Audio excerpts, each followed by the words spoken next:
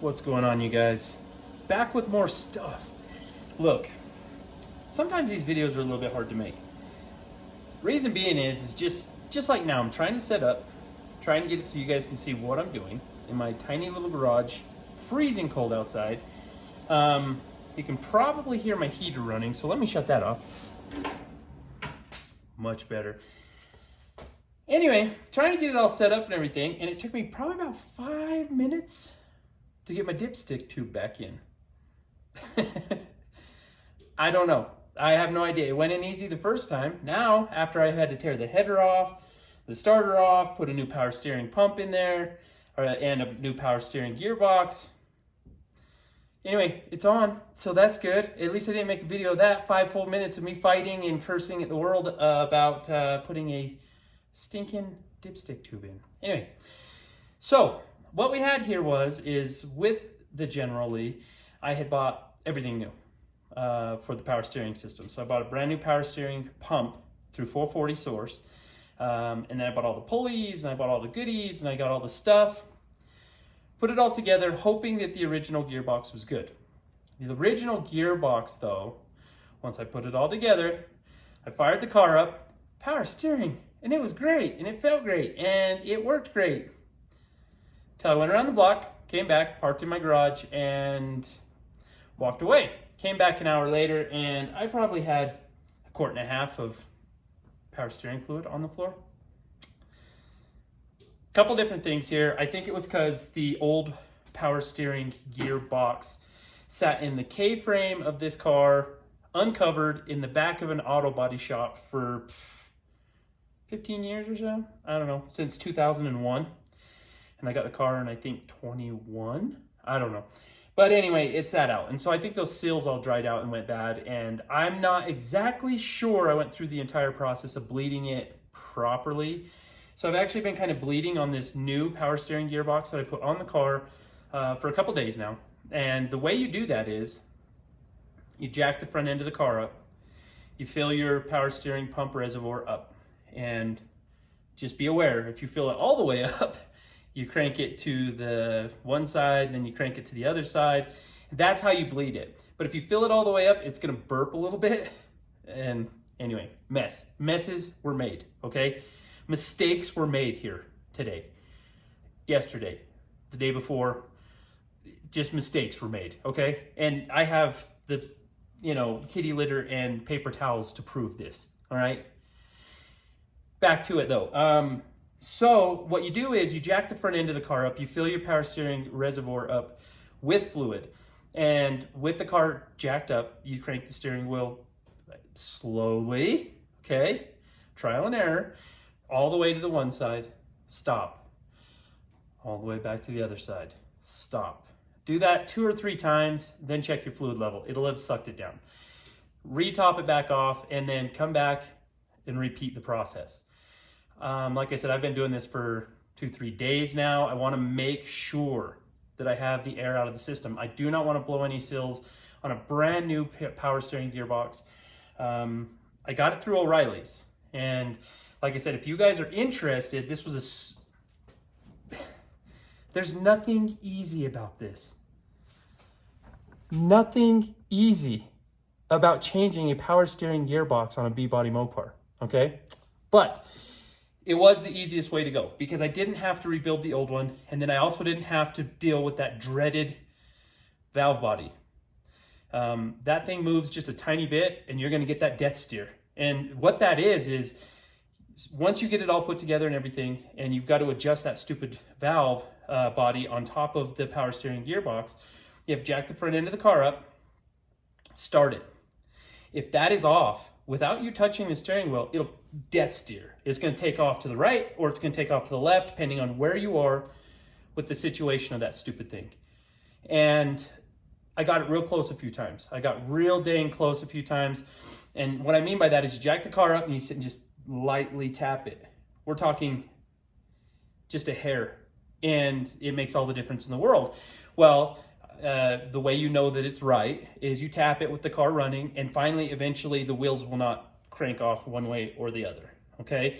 I did that, but the problem was Back the car out of the driveway, everything's going really good. Get around the block, get halfway around the block, and wah, wah, wah. And it's just, and then you're fighting that steering wheel to get it back. I was worried I was going to burn my power steering pump up doing that. You know, it's just making a lot of noise. Just no good, no good. Not worth the trouble. It's really not worth the struggle. You know what I'm saying? Once you rebuild your power steering gearbox and then get that valve adjusted, holy hell. You're a Mopar veteran by then, because literally the stress, anxiety, and PTSD that you're going to obtain from that is not worth it. So might I suggest you just go buy a new one. O'Reilly sent me a new one. It was pre-adjusted. It even came with warnings in the box. You will void your warranty on this power steering gearbox if you mess with that valve body, because it has already been preset. Awesome. Great. I don't care I have to tear a header off and tear my steering apart and tear my starter off, you know, jack the engine up slightly to slip the header out nicely. Mopars, yep. Anyway, so I got to put the belt back on because I took the belt off while I was dealing with all this garbage and just manually steering the car. Let the fluid all drain out with the old bad steering box. The new one's in. So the new one's installed, and I am testing this with you guys today. So if it goes into a disaster mode, you're going to watch firsthand the struggles, okay? But anyway, I would give you belt numbers. There's my belt number. Pause it, grab it. It may not work for your application. All of my pulleys on my engine came from 440 source. It might work. It's a 440 engine with 440 source pulleys. This was, I believe, the power steering one. I have a pile of them over there. So this one was on its own, and it's brand new, and I remember I bought it brand new, but this was the one that I'm using. So now for this battle. You know what I'm saying? I got to go around the fan. Got the fan shroud. Yeah. Okay, so let's do it.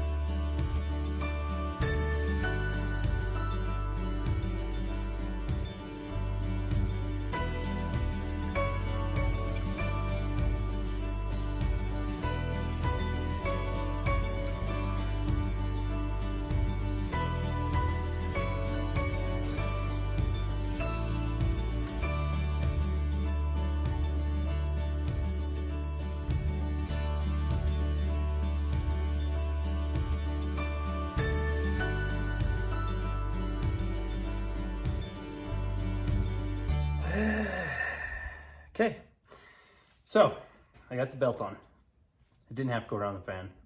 It goes below the fan. Belt's on, I got it tight. It's tight enough. Fluid's up. I bled it for a few days, back and forth, like I said, with the wheels off the ground. let's start it and see what happens.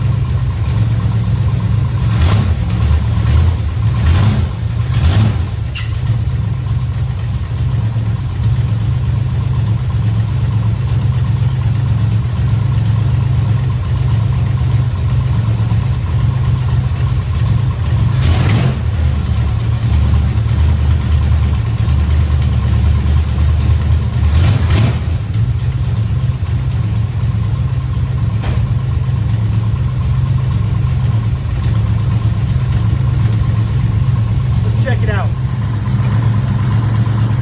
Everything seems to be working pretty good.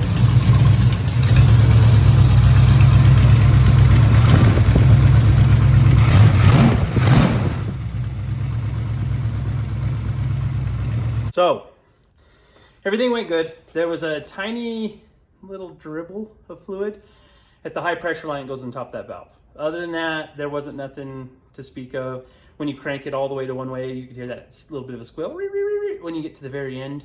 Other than that, I'm super happy. No death steer. It's not yanking off to one side or the other. It was a ton of work. I wasn't filming at the time, or I would have filmed it for you guys and showed you the process. But yeah, power steering gearbox. O'Reilly's, they have remanufactured ones. Freaking wonderful. I can't even believe it. All the fight that I had, and it's just done now. I was gonna take the car for a drive today. It's like 28 degrees here in Wyoming, a little bit of snow, whatever. But I did just do front disc brakes on the car, and I still have to bleed those. So on a nicer day, I'll bleed those brakes and we'll take it for a rip. I'm all set up with all my cameras and everything now, so I can take you guys along with me through the entire process. But don't let the power steering fight you. I see a lot of people asking a lot of questions as to what should I do, what should I do, what should I do? I know not everybody has a ton of cash, and I know a lot of people can't toss a lot of money at this stuff. But in the process of fighting it, you're probably gonna spend more money than you would to just buy a new gearbox, new power steering pump, new lines, and just do it proper. I think I spent like $300 through 440 Source when I bought the power steering pump, but I also needed the brackets, but I also needed the pulleys, and I also needed, I think I bought the distributor at the same time. I have the electronic distributor. We'll go into that another time, and I'll show you. More than likely we'll do that on the CUDA when we do the CUDA stuff. We're doing the finishing stuff on the General Lee right now, so we can actually take it out. I got a drone. We can do some drone footage. We're gonna have a lot of fun with the General Lee. It's gonna be a ton of fun. Great car, super fun. It gets a lot of attention. Anywhere I take it, a lot of people are just like, oh my goodness, there's my childhood. I have to see this car. But we're gonna move on. General Lee will be here constantly on the channel, but we're gonna start on the CUDA, and that's gonna consume a lot of my time, and that's gonna consume a lot of your time because you'll be watching the videos of me building a turd. We're gonna call it the Rust Bucket CUDA. Stay tuned for more of that. There should be another video up either today or by the end of the week of separating the engine and transmission from the front cross member of that car. Lots to come with that one. I've got a passenger door coming from Idaho. We purchased it's missing its passenger door. I got the door coming. For the most part right now, we have all of the sheet metal, the outside sheet metal that we need to start on the CUDA. It's currently buried. We will get it out. We will get started on that, and it's going to be fun. So join me on this adventure of restoring cars that are unrestorable, putting them back together. I have a lot of encouragement from a lot of different YouTubers and things kind of trying to help me out here. And so stay tuned. We'll do some more fun stuff. Love you guys. I'll be back with more stuff.